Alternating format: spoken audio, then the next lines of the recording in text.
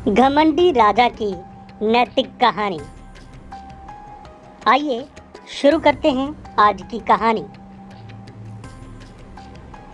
एक बार की बात है, एक राज्य था जिस पर एक अत्याचारी राजा का शासन था। राजा इतना अहंकारी था, हमेशा खुद की प्रशंसा करता था, अपने अलावा कभी किसी और की प्रशंसा नहीं कर सकता था। एक बार उनके राज्य में एक साधु आया। साधु की प्रशंसा कुछ ही दिनों में पूरे राज्य में फैल गई।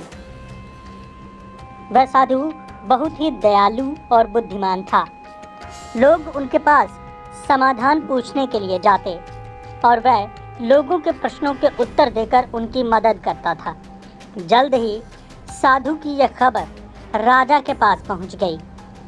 राजा ने उनसे ईर्ष्या की और राज्य में लोगों के बीच उसे बदनाम करने का फैसला किया। राजा ने एक योजना के बारे में सोचा।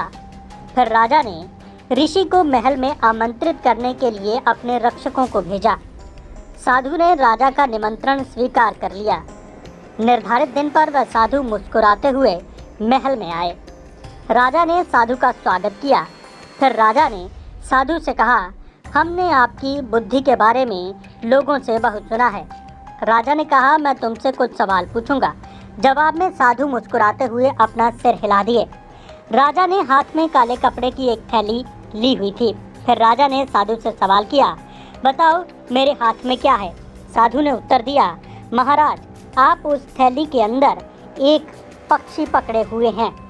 राजा थोड़ा हैरान हुआ, फिर भी शांति से जवाब दिया, हाँ तुम सही कह रहे हो। अब बताओ हमारे हाथ में पक्षी जिंदा है या मर गया? यदि आप बुद्धिमान व्यक्ति हैं तो आप हमारे सवालों का उत्तर देने में सक्षम होंगे। राजा ने यह टिप्पणी की। राजा ने अपने मन ही मन ये योजना बनाई कि अगर साधु कहता है कि पक्षी जीवित है तो वह पक्षी की गर्दन दबाकर उसे मार देगा और सभी लोगों के बीच ये एक मरा हुआ पक्षी दिखाएगा।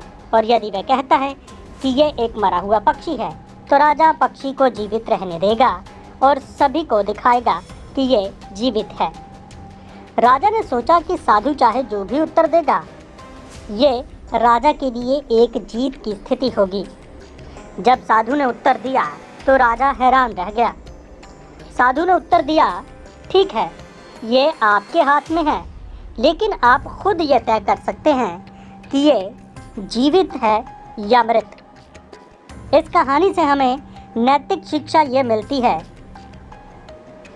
कि इसी तरह हम अपने जीवन को जो पथ देते हैं वह हमारे अपने हाथों में होता है।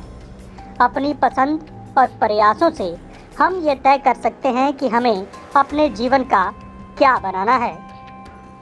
आपको यह कहानी किस तरह की लगी, हमें ज़रूर बताइए।